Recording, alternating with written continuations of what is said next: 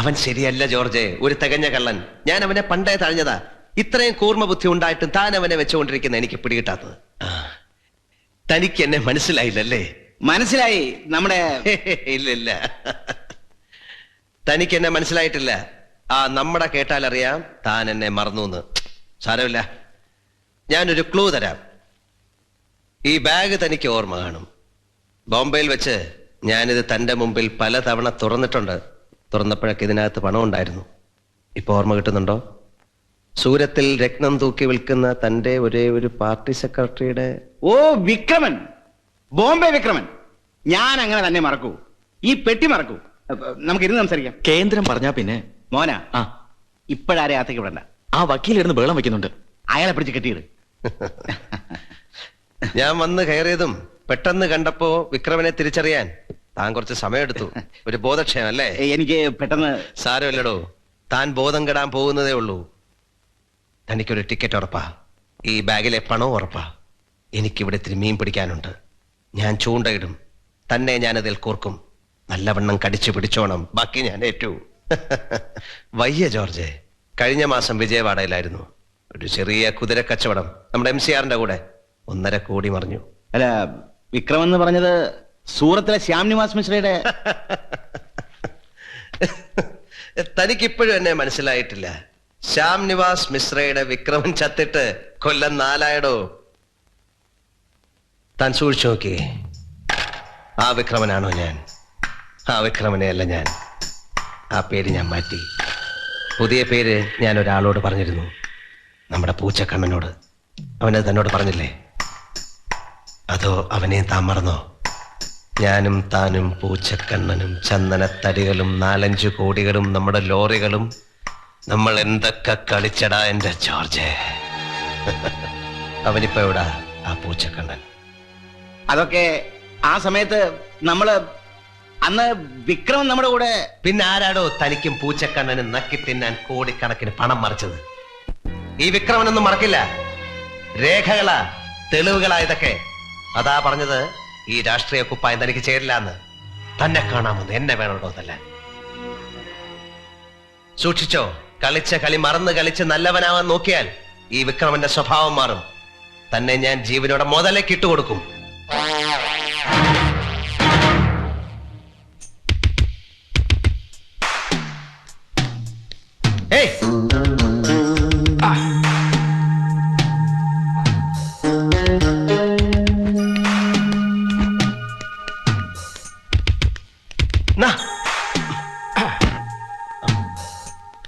നിങ്ങൾക്ക് എന്താ പറയാന്ന് വെച്ചാൽ പറയാ. പിന്നെ ജോർജ് സാറേ, good evening sir. Good evening. ആരെ നോക്കണേ?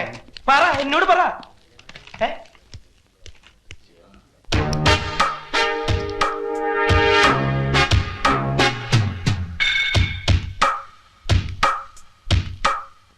ബാലകൃഷ്ണൻ അല്ലേ പേര്? അതെ.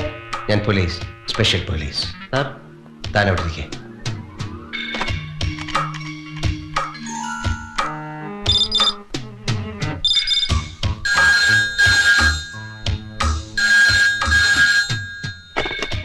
ഹലോ, ആരാടാ അത്? ദേവസ്കുട്ടിയാ സാറേ. മുത്തു എവിടെ? അവനെ വിളിക്കേ. മുത്ത് പമ്പി പോയിരിക്കുക. എത്രയാടാ പമ്പിലെ നമ്പർ? 474014 സർ.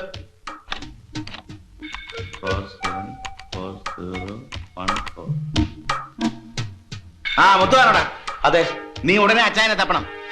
ഇപ്പോഴെവിടാണുള്ളതെന്ന് അറിയണം. വിവരം എന്നെ വിളിച്ച് പറയണ്ട, ഞാൻ വിളിച്ചോളാം. മനസ്സിലായടാ? മനസ്സിലായി മുതലാളി. ആ, എന്നാ വേ. എന്നാ വേ. മുത്തു, എടാ മുത്തു. You are a dedicated staff. You will get a promotion soon. Thank you sir.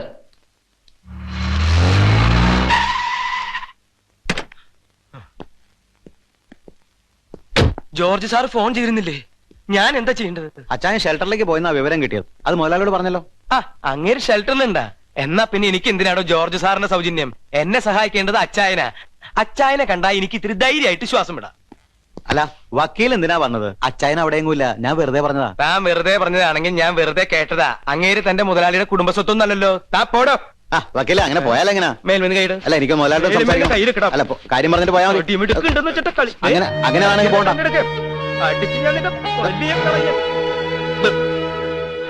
എടുത്തോ, ചുറ്റി വളഞ്ഞു വന്നാൽ മതി. എങ്ങനെ നടത്തണം? റൗഡിത്തരം എന്നോട് വേണ്ട. എനിക്ക് എന്തെങ്കിലും സംഭവിച്ച സകലണത്തിന് ഞാൻ കൂട്ടിക്കേറ്റും. എല്ലാ രേഖകളും വേണ്ടപ്പെട്ടവരെ ഏൽപ്പിച്ചിട്ടാ ഞാൻ വന്നിരിക്കണേ. എന്നെന്തിനാ പിടിച്ചു വലിക്കണേന്ന്?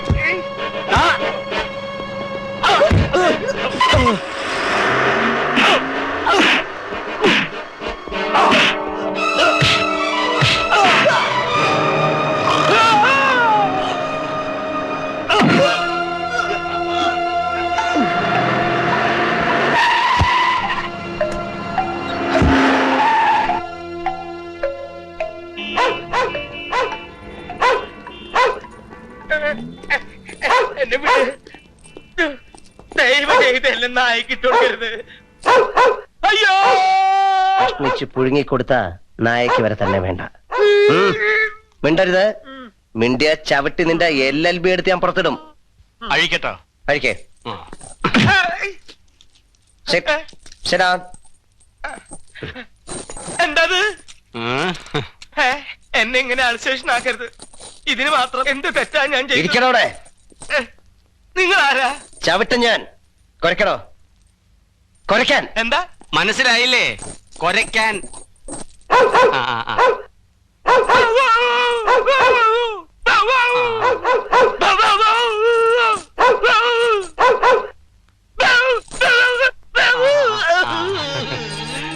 ഇങ്ങനല്ലേ പട്ടരെ നീ കോടതിയെ കുരയ്ക്കാറ്? ഈ കുര കേട്ടല്ലേ എത്രയോ പാവങ്ങളെ നീതിമാന്മാർ സ്വർഗത്തിലേക്ക് അയച്ചത്? നിനക്കിനി ഈ ജന്മത്തിൽ വക്കീൽ വേഷമില്ല. ഇനി ഒരേ ഒരു കർമ്മമേ ബാക്കിയുള്ളൂ. എന്ത് കർമ്മ? കുട്ടിയസാ, സാധാരണ നായ്ക്കൾ എന്താ ചെയ്യാറ്? യജമാനന്മാർക്ക് വഴി കാട്ടും. കറക്റ്റ്. ഈ നിമിഷം മുതൽ നീ എന്റെ വഴികാട്ടിയാണ്. അതാണ് നിന്റെ കർമ്മവും. കുരയ്ക്കടോ.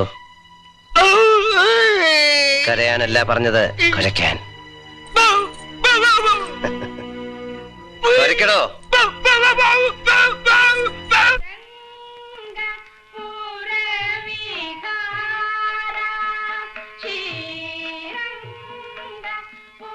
Sit down, my boy. It's all right. ഇതാണ് ഞാൻ പറഞ്ഞ കടലാസ് കെട്ട്. തപ്പിയെടുത്തു. ഇനി ഞാൻ ഉദ്ദേശിച്ച സാധനം ഇതിലുണ്ടായാൽ ഭാഗ്യം. റവന്യൂ ഇന്റലിജൻസിൽ ഇരിക്കുമ്പോ ബോംബെയിൽ വെച്ചാ ഞാൻ റിട്ടയർ ചെയ്തു. അന്ന് കെട്ടി വെച്ചതാ ഈ ഒരു കെട്ട്. വിക്രമനെ കുറിച്ച് തന്ന ആ ഇൻഫർമേഷൻസ് ഉപകാരപ്പെട്ടു അല്ലേ?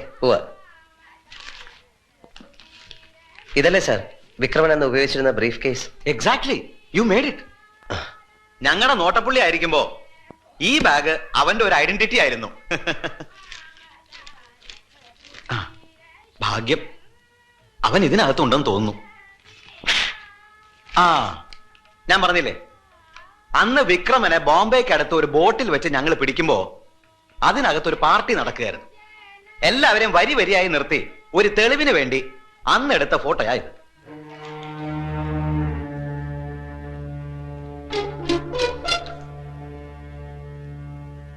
ചിലപ്പോ ഉപകാരപ്പെടും. വർമ്മ സാർ പറഞ്ഞത് ശരിയാണ്. എനിക്കിത് ഉപകാരപ്പെടും. ഞാനിതിലെ ഓരോ മുഖത്തിന്റെയും കോപ്പി എടുക്കും. കഴിയുന്നത്ര എൻലാർജ് ചെയ്യും.